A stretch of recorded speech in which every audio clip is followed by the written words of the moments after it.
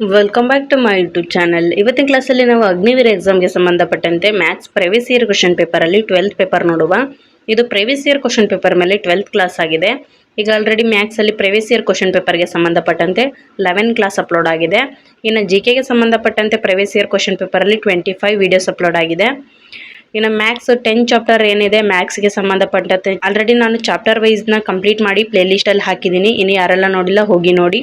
ಇನ್ನು ನಮ್ಮ ಚಾನಲ್ ಯಾರೆಲ್ಲ ಸಬ್ಸ್ಕ್ರೈಬ್ ಮಾಡದೆ ನೋಡ್ತಾ ಇದ್ದೀರಾ ಬೇಗ ಸಬ್ಸ್ಕ್ರೈಬ್ ಮಾಡಿ. ಟೆಲಿಗ್ರಾಮ್ ಚಾನಲ್ ಯಾರೆಲ್ಲ ಜಾಯ್ನ್ ಆಗಿಲ್ಲ ಈ ಕ್ಲಾಸ್ನ ಕೆಳಗೆ ಡಿಸ್ಕ್ರಿಪ್ಷನಲ್ಲಿ ಲಿಂಕ್ ಇರುತ್ತೆ, ಹೋಗಿ ಜಾಯ್ನ್ ಆಗಿ.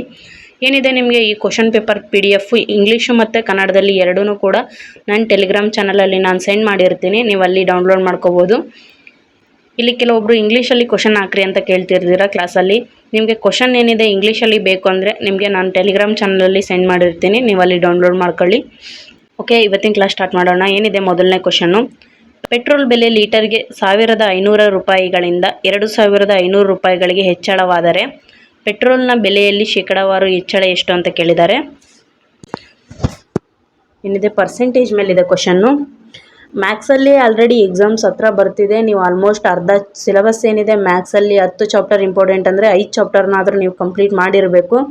ನಾನು ಹೇಳಿದ್ದೀನಿ ಸ್ಟ್ರಾಟಜಿ ವಿಡಿಯೋ ಮತ್ತು ನೆಕ್ಸ್ಟ್ ಮೊನ್ನೆ ಒಂದು ವಿಡಿಯೋ ಅಪ್ಲೋಡ್ ಮಾಡಿದೆ 45 ಡೇಸಲ್ಲಿ ಯಾವ ಥರ ಸಿಲೆಬಸ್ನ ಕಂಪ್ಲೀಟ್ ಮಾಡ್ಕೋಬೋದು ಅಂತ. 1 ಡೇಗೆ ನೀವು 1 ಚಾಪ್ಟರ್ ಅಂತ ಕಂಪ್ಲೀಟ್ ಮಾಡ್ಕೊಂಡ್ರು ನಿಮ್ಗಿರೋದೇ 10 ಚಾಪ್ಟರ್ ಇಂಪಾರ್ಟೆಂಟು. 10 ದಿನದಲ್ಲಿ ನೀವು ಇಡೀ ಮ್ಯಾಥ್ಸ್ ಸಿಲೆಬಸ್ನೇ ಕಂಪ್ಲೀಟ್ ಮಾಡ್ಬೋದು. ಮೊದಲು ಎಷ್ಟಿತ್ತಂತೆ ಪೆಟ್ರೋಲ್ನ ಬೆಲೆ 1500 ಇತ್ತಂತೆ, 1500. ಇವಾಗ ಎಷ್ಟಾಗಿದೆ, ಎಷ್ಟಕ್ಕೆ ಏರಿಕೆ ಆಗಿದೆ? 2500ಕ್ಕೆ. 2500 ಮೊದಲು 1500 ಇತ್ತು. ಈ 2500ರಲ್ಲಿ ನಾವು ಈ 1500ನ್ನು ಮೈನಸ್ ಮಾಡಿದಾಗ ನಮ್ಗೆ ಎಷ್ಟು ಬರುತ್ತೆ? 0ಗೆ 0, ಇಲ್ಲೂ ಒಂದು 0ಗೆ 0, 5ಕ್ಕೆ 5 ಕಳೆದ್ರೆ 0 ಬರುತ್ತೆ. ನೆಕ್ಸ್ಟ್ 2ರಲ್ಲಿ 1 ಹೋದರೆ 1. ಎಷ್ಟು ಅಮೌಂಟ್ ಹೆಚ್ಚಿಗೆ ಆಗಿದೆ? 1500 ಇದ್ದಿದ್ದು 2500 ಆಗಿದೆ ಅಂದರೆ ಪೆಟ್ರೋಲ್ನ ಬೆಲೆ 1000 ಹೆಚ್ಚಿಗೆ ಆಗಿದೆ. 1000. ಈ 1000ವನ್ನು ನಾವು ಯಾವುದಕ್ಕೆ ಫೈಂಡ್ ಔಟ್ ಮಾಡಬೇಕು? ಮೊದಲು ಎಷ್ಟಿತ್ತು ಬೆಲೆ ಅದಕ್ಕೆ ನಾವು ಫೈಂಡ್ ಔಟ್ ಮಾಡಬೇಕಾಗುತ್ತೆ. ಮೊದಲು ಎಷ್ಟಿತ್ತು? 1500 ಇತ್ತು. ನೆಕ್ಸ್ಟ್ ನಾವು ಪರ್ಸೆಂಟೇಜ್ ಕೇಳ್ತಿರೋದ್ರಿಂದ ಇಂಟು 100 ಮಾಡೋಣ. ನೆಕ್ಸ್ಟು ಇದೆರಡು 0ಗೆ ಇದೆರಡು 0 ಕ್ಯಾನ್ಸಲ್ ಆಗುತ್ತೆ. 5 2ಲೆ 10 ಆಗುತ್ತೆ. 5 3ಲೆ 15. ಇನ್ನು ನೆಕ್ಸ್ಟ್ ನಮಗೆ 3/100 ಅಂದರೆ ಎಷ್ಟಾಗುತ್ತೆ? ಅದ್ರ ವ್ಯಾಲ್ಯೂ 3/100 ಅಂದರೆ 3.33 ಆಗುತ್ತೆ. 3.33 ಆದರೆ ಇಲ್ಲಿ 100/3ಕ್ಕೆ 3.33 ಆಗುತ್ತೆ. ಇನ್ನು ನೆಕ್ಸ್ಟ್ ನಮಗೆ ಇಲ್ಲಿ 2 ಇದೆ, ಹಾಗಾಗಿ ನಾವು ಈ 3.33ನ ಇಂಟು 2 ಮಾಡಿದಾಗ ನಮ್ಗೆ ಏನು ಬರುತ್ತೆ? ಆನ್ಸರು 6.66% ಬರುತ್ತೆ. Answer is 6.66%. ಯಾವ ಆಪ್ಷನಲ್ಲಿದೆ? ಫಸ್ಟ್ ಆಪ್ಷನಲ್ಲಿದೆ. ನಾನು ಹೇಳಿದ್ದೀನಿ ನಿಮಗೆ ಯಾಕೆ ಈ ಥರ ಪ್ರಾಬ್ಲಮ್ಸ್ ಬಿಡಿಸೋಕ್ಕೆ ಜಾಗ ಆಗ್ತಾ ಇಲ್ಲ ಏನೋ ಅಂತ ನಾನು ಓಲ್ಡ್ ವೀಡಿಯೋಸಲ್ಲಿ ಹೇಳಿದ್ದೆ. ನಾನು ಮೊಬೈಲಲ್ಲಿ ಕ್ಲಾಸಸ್ ಮಾಡ್ತಿರೋದ್ರಿಂದ ನಿಮಗೆ ಮ್ಯಾಥಮೆಟಿಕ್ಸ್ ಏನಿದೆ ಈ ಪ್ರಾಬ್ಲಮ್ಸ್ನ ಸಾಲ್ವ್ ಮಾಡೋಕ್ಕೆ ನನಗಿಲ್ಲಿ ಜಾಗ ಸಾಕಾಗ್ತಾ ಇಲ್ಲ. ಅದರಲ್ಲೇ ನಾನು ಕಂಪ್ಲೀಟ್ ಮಾಡೋಕ್ಕೆ ಟ್ರೈ ಮಾಡ್ತಾ ಇದ್ದೀನಿ. ಇನ್ನು ನೆಕ್ಸ್ಟು ಮುಂಬರುವ ದಿನಗಳಲ್ಲಿ ನಾನು ಲ್ಯಾಪ್ಟಾಪ್ ಆರ್ ಸಿಸ್ಟಮ್ಸಲ್ಲಿ ಕ್ಲಾಸ್ ಮಾಡೋಕ್ಕೆ ಟ್ರೈ ಮಾಡ್ತೀನಿ. ಓಕೆ, ನೆಕ್ಸ್ಟ್ ಕ್ವಶನ್ ಏನಿದೆ ನೋಡೋಣ. ಇನ್ನು ನೆಕ್ಸ್ಟ್ ಕ್ವಶನ್ ಏನಿದೆ ನಂಬರ್ ಸೀರೀಸ್ ಮೇಲಿದೆ. ಏನಿದೆ 3, 9, 27, 81 ಅಂತ ಇದೆ. ನೆಕ್ಸ್ಟ್ ಯಾವುದಾಗುತ್ತೆ, ನಂಬರ್ ಯಾವ್ದು ಬರುತ್ತೆ ಅಂತ ಕೇಳಿದ್ದಾರೆ. ಏನಾಗಿದೆ ಈ 3, 9, 27 ಈ 81 ನೋಡಿದರೆ ಇಲ್ಲಿ ಎಲ್ಲನೂ ಕೂಡ ಇಂಟು 3 ಆಗಿದೆ. ಏನಾಗಿದೆ? ಇಂಟು 3ನೇ ಮಾಡಿದ್ದಾರೆ. 3 3ಲೆ ಎಷ್ಟಾಗುತ್ತೆ? 3 × 3 9 ಆಗುತ್ತೆ. ಇನ್ನು ನೆಕ್ಸ್ಟು 9 × 3 ಎಷ್ಟಾಗುತ್ತೆ? 27 ಆಗುತ್ತೆ. ಇನ್ನು ನೆಕ್ಸ್ಟು 27 × 3 ಮಾಡಿದಾಗ ನಮಗೆ 81 ಬರುತ್ತೆ. ನೆಕ್ಸ್ಟ್ ನಮಗೇನು 81 ಆದಮೇಲೆ ಯಾವ್ದು ಬರುತ್ತೆ ಅಂತ ಕೇಳಿದ್ದಾರೆ. 81 ಆದಮೇಲೆ ಈ 81ಕ್ಕೆ ನಾವು ಇಂಟು 3 ಮಾಡಿದರೆ ನಮ್ಗೆ ಏನು ಬರುತ್ತೆ ಆನ್ಸರು? 3 1 3, 3 8 24. Answer is 243. ಯಾವ ಆಪ್ಷನಲ್ಲಿದೆ? ಸೆಕೆಂಡ್ ಆಪ್ಷನಲ್ಲಿದೆ. ಓಕೆ, ಅರ್ಥ ಆಯಿತು ಅಂದ್ಕೊಂಡಿದ್ದೀನಿ. ಕ್ವಶನ್ ನಂಬರ್ ಸೀರೀಸ್ ಮೇಲಿತ್ತು. ನೆಕ್ಸ್ಟ್ ಥರ್ಡ್ ಕ್ವಶನ್ ಏನಿದೆ, 1 ಮತ್ತು 10ರ ನಡುವಿನ ಎಲ್ಲ ಅವಿಭಾಜ್ಯ ಸಂಖ್ಯೆಗಳ ಮೊತ್ತ ಎಷ್ಟು ಅಂತ ಕೇಳಿದ್ದಾರೆ. 1ರಿಂದ 10ರವರೆಗೆ ಇರುವ ಅವಿಭಾಜ್ಯ ಸಂಖ್ಯೆಗಳ ಮೊತ್ತ. 1ರಿಂದ 10 ಅವಿಭಾಜ್ಯ ಸಂಖ್ಯೆಗಳು ಯಾವ್ಯಾವುದಾಗುತ್ತೆ? 1ರಿಂದ 10ರ ನಡುವೆ ಇರುವ ಅವಿಭಾಜ್ಯ ಸಂಖ್ಯೆಗಳು ಯಾವ್ಯಾವು? 2, 3, 5, 7. ಈ ಇಷ್ಟು 4 ಸಂಖ್ಯೆ ಏನಿದೆ ಈ 4 ಸಂಖ್ಯೆಗಳು 1ರಿಂದ 10ರ ನಡುವೆ ಇರುವ ಅವಿಭಾಜ್ಯ ಸಂಖ್ಯೆಗಳಾಗಿವೆ. ಈ 2, 3, 5, 7ನ್ನು ನಾವು ಪ್ಲಸ್ ಮಾಡಿದಾಗ ನಮ್ಗೆ ಏನು ಬರುತ್ತೆ? 17 ಬರುತ್ತೆ. Answer is 17. ಇನ್ನು ನೆಕ್ಸ್ಟ್ ಕ್ವಶನ್ ನೋಡೋಣ. ಅಗ್ನಿವೀರಲ್ಲಿ ನಿಮಗೆ ಈ ಥರ ಸಿಂಪಲ್ ಕ್ವಶನ್ಸ್ ಬರುತ್ತೆ. ನೀವು ಯಾರು ಕೂಡ ಕ್ವಶನ್ಸ್ನ ಬಿಟ್ಟು ಬರೋಕ್ಕೆ ಹೋಗಬೇಡಿ. ಅತಿ ಕಡಿಮೆ ಟೈಮಲ್ಲಿ ಯಾವ ಥರ ನೀವು ಜಾಸ್ತಿ ಕ್ವಶನ್ನ ಅಟೆಂಡ್ ಮಾಡ್ಬೋದು ಅನ್ನೋದನ್ನ ನೀವು ಫಸ್ಟು ನೀವು ಕಲೀರಿ. ಯಾವ ಥರ ಪ್ರಾಕ್ಟೀಸ್ ಮಾಡ್ಬೋದು ಅಂದರೆ ನಿಮಗೆ text book is very helpful ಅಂತ ನಾನು ಹೇಳ್ತೀನಿ. ಟೆಕ್ಸ್ಟ್ ಬುಕ್ಕಲ್ಲಿ ನೀವು ಪ್ರಾಕ್ಟೀಸ್ ಮಾಡಿದಷ್ಟು ನಿಮಗೇ ಹೆಲ್ಪ್ ಆಗುತ್ತೆ ಎಕ್ಸಾಮಲ್ಲಿ. ಯಾಕಂದರೆ ಟೈಮ್ ಮ್ಯಾನೇಜ್ಮೆಂಟ್ ಏನು ಅಂತ ಗೊತ್ತಾಗುತ್ತೆ. ಇನ್ನು ನೆಕ್ಸ್ಟು ಎಕ್ಯುರಸಿ ಎಷ್ಟಾಗುತ್ತೆ ಅಂತ ಗೊತ್ತಾಗುತ್ತೆ. ನೆಗೆಟಿವ್ ಎಷ್ಟಾಗ್ತಿದೆ ಅನ್ನೋದು ಗೊತ್ತಾಗುತ್ತೆ. ಇನ್ನು ಯಾವ ಚಾಪ್ಟರಿಂದ ಎಷ್ಟು ಕ್ವಶನ್ಸ್ ಬರುತ್ತೆ ಅನ್ನೋದು ನಿಮ್ಗೆ ಅಲ್ಲಿ ಗೊತ್ತಾಗುತ್ತೆ. ಈ ಎಲ್ಲ ಏನಿದೆ ಈ ಎಲ್ಲನೂ ಕೂಡ ನಿಮಗೆ ಅಲ್ಲಿ ತಿಳಿಯುತ್ತೆ. ಹಾಗಾಗಿ ನೀವು ಟೆಕ್ಸ್ಟ್ ಬುಕ್ನ ರೆಫರ್ ಮಾಡೋದು ವೆರಿ ಇಂಪಾರ್ಟೆಂಟ್ ಅಂತ ಹೇಳ್ತೀನಿ. ಇನ್ನು ನೆಕ್ಸ್ಟ್ ಟೆಕ್ಸ್ಟ್ ಬುಕ್ನ ನಿಮಗೆ ಯೂಸ್ ಮಾಡೋಕ್ಕೆ ಬರಲ್ಲ, ಟೆಕ್ಸ್ಟ್ ಬುಕ್ ನೀವು ಮೊದಲನೇ ಸರಿ ಕೇಳ್ತಿರೋದಂದರೆ ಆಲ್ರೆಡಿ ನಾನು ನನ್ನ ಚಾನಲಲ್ಲಿ ಟೆಕ್ಸ್ಟ್ ಬುಕ್ ಬಗ್ಗೆ A to Z ವಿಡಿಯೋನ ಮಾಡಿ ಅಪ್ಲೋಡ್ ಮಾಡಿದ್ದೀನಿ. ಟೆಕ್ಸ್ಟ್ ಬುಕ್ ಯೂಸ್ ಮಾಡೋದು ಯಾವ ಥರ, ಟೆಕ್ಸ್ಟ್ ಬುಕ್ಕಲ್ಲಿ ಓನ್ಲಿ ಇಂಗ್ಲೀಷ್ ಆರ್ ಹಿಂದಿ ಇರೋದ್ರಿಂದ ನೀವು ಕನ್ನಡದಲ್ಲಿ ಯಾವ ಥರ ಯೂಸ್ ಮಾಡಬೇಕು ಎಲ್ಲನೂ ಕೂಡ ನಾನು ಆ ವಿಡಿಯೋದಲ್ಲಿ ಹೇಳಿದ್ದೀನಿ. ನೋಡಿ ಹೋಗಿ, ಆ ವಿಡಿಯೋದ ಲಿಂಕ್ ನಾನು ಈ ವಿಡಿಯೋ ಕೆಳಗೆ ಡಿಸ್ಕ್ರಿಪ್ಷನಲ್ಲಿ ಕೊಟ್ಟಿರ್ತೀನಿ ಟೆಕ್ಸ್ಟ್ ಬುಕ್ ಬಗ್ಗೆ. ನೆಕ್ಸ್ಟ್ 4ನೇ ಕ್ವಶನ್ ಏನಿದೆ, ವಾರ್ಷಿಕ 4% ಸರಳ ಬಡ್ಡಿ ದರದಲ್ಲಿ 5 ವರ್ಷಗಳಲ್ಲಿ 5,600 ರೂಪಾಯಿ ಯಾವ ಅಸಲಿಗೆ ಉಂಟಾಗುತ್ತದೆ ಅಂತ ಕೇಳಿದ್ದಾರೆ. ಯಾವ ಅಸಲಿಗೆ ವಾರ್ಷಿಕವಾಗಿ 4 ಸರಳ ಬಡ್ಡಿ ದರದಲ್ಲಿ 5 ವರ್ಷಗಳಿಗೆ 5,600 ಆಗುತ್ತದೆ ಅಂತ ಕೇಳಿದ್ದಾರೆ. ಇದನ್ನು ನಾವು PTR/100 ಮೆಥಡಲ್ಲಿ ಮಾಡೋಣ.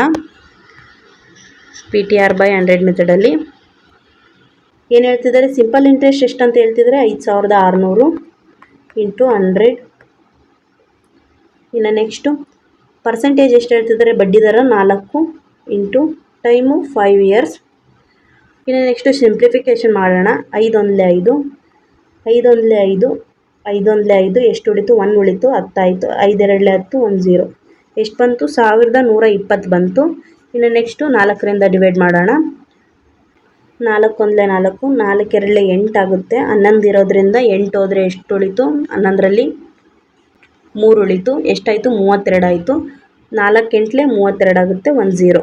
ಎಷ್ಟು ಉಳಿದಿದ್ದೆ ನಮಗೆ 100 ಇಂಟು 280 ಉಳಿತು.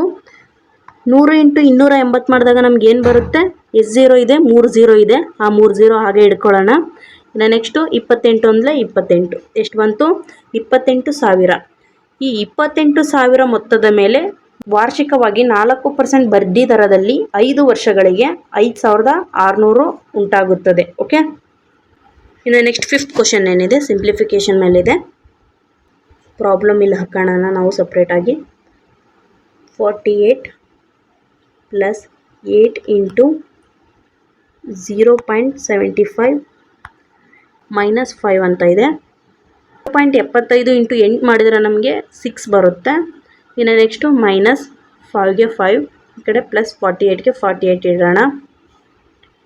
ಇನ್ನು ನೆಕ್ಸ್ಟು ಪ್ಲಸ್ಸು ಮೈನಸ್ ಇದೆ. ಪ್ಲಸ್ಸು ಮೈನಸಲ್ಲಿ ಯಾವ್ದು ಮಾಡಬೇಕು, ಪ್ಲಸ್ ಮಾಡಬೇಕು.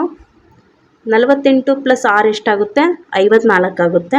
54 ಮೈನಸ್ 5, 54 ಮೈನಸ್ 5 ಎಷ್ಟಾಗುತ್ತೆ, 49 ಆಗುತ್ತೆ.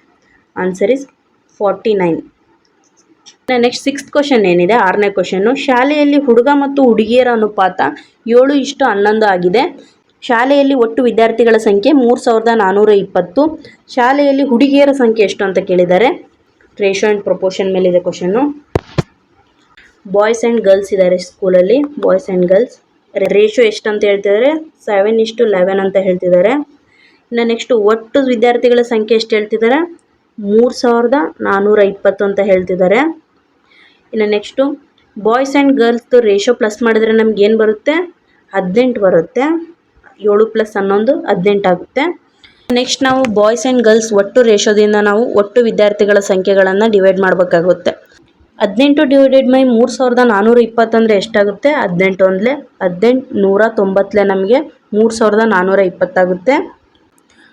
190. ಈಗ ನಮಗೆ ಅವ್ರು ಕೇಳ್ತಿರೋದು ಯಾರ್ದು, ಶಾಲೆಯಲ್ಲಿ ಹುಡುಗಿಯರ ಸಂಖ್ಯೆ ಎಷ್ಟು ಅಂತ. ಹುಡುಗಿಯರದ್ದು ಎಷ್ಟಿದೆ ರೇಷೋದಲ್ಲಿ, 7 ಇದೆ. ಹಾಗಾಗಿ ಇಂಟು 7 ಮಾಡಬೇಕು.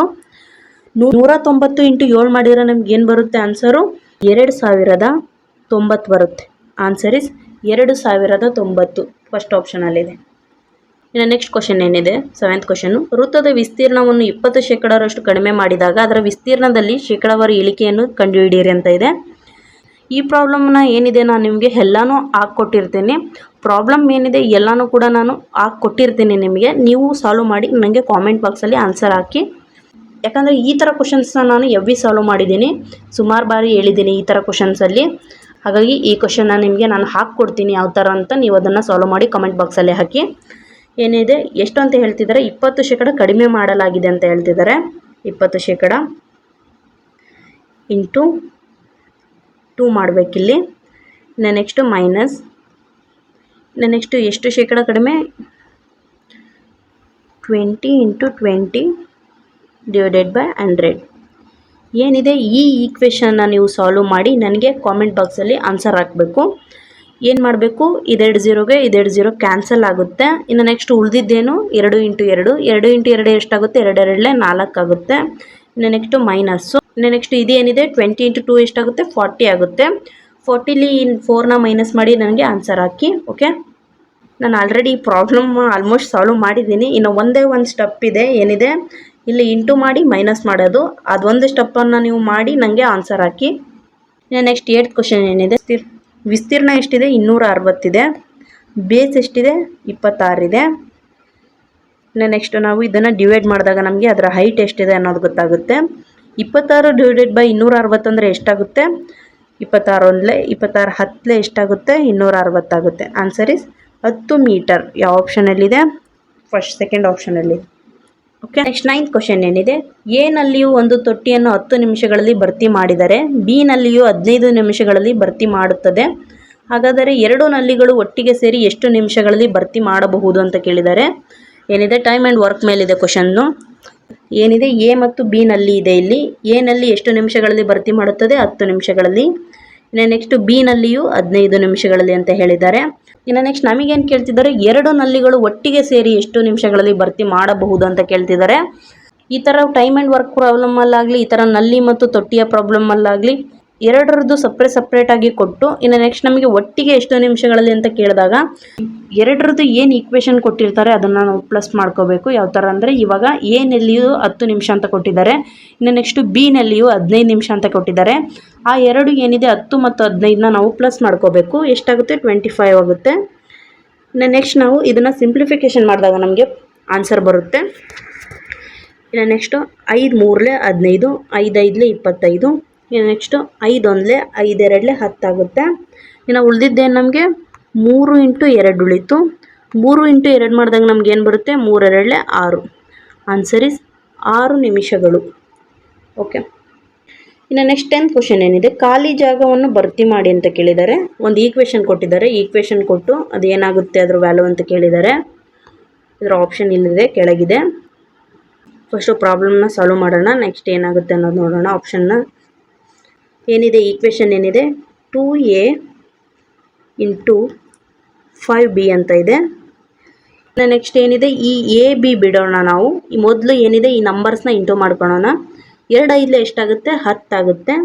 ಇನ್ನು ನೆಕ್ಸ್ಟ್ ಈ ಕಡೆ ಏನಿದೆ ಎ ಇದೆ, ಈ ಕಡೆ ಏನಿದೆ ಬಿ ಇದೆ. ಎ ಇಂಟು ಬಿ ಏನಾಗುತ್ತೆ, ಎ ಬಿ ಆಗುತ್ತೆ. Answer is 10ab. ಓಕೆ, ಅರ್ಥ ಆಯಿತಾ?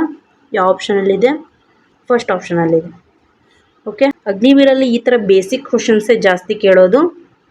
ನೆಕ್ಸ್ಟ್ 11th ಕ್ವಶನ್ ಏನಿದೆ, 20 ವಸ್ತುಗಳ ಮಾರಾಟ ಬೆಲೆಯು 16 ವಸ್ತುಗಳ ಕೊಂಡ ಬೆಲೆಗೆ ಸಮನಾಗಿದೆ. ಹಾಗಾದರೆ ಲಾಭ ಅಥವಾ ನಷ್ಟವನ್ನು ತಿಳಿಸಿ ಅಂತ ಹೇಳಿದ್ದಾರೆ. ಎಷ್ಟಿದೆ ಲಾಭ ನಷ್ಟ? ಏನಿದೆ 20 ವಸ್ತುಗಳ ಮಾರಾಟ ಬೆಲೆಯು 16 ವಸ್ತುಗಳ ಕೊಂಡ ಬೆಲೆಗೆ ಸಮನಾಗಿದೆ ಅಂತ ಹೇಳ್ತಿದ್ದಾರೆ. 20ರಲ್ಲಿ 16 ಮೈನಸ್ ಮಾಡಿದರೆ ಏನು ಬರುತ್ತೆ, 4 ಬರುತ್ತೆ. 4 ಏನಿದೆ, ಇದು ಪ್ರಾಫಿಟ್ಟು 4. ನೆಕ್ಸ್ಟ್ ವಸ್ತುಗಳ ಕೊಂಡ ಬೆಲೆ ಎಷ್ಟಿದೆ, 16 ಇದೆ. ಪರ್ಸೆಂಟೇಜ್ ಕೇಳ್ತಿರೋದ್ರಿಂದ ಇಂಟು 100 ಮಾಡಬೇಕು. ನೆಕ್ಸ್ಟು 4 1 4 4 16 ಆಗುತ್ತೆ. 4 1 4 25 100. Answer is 25%.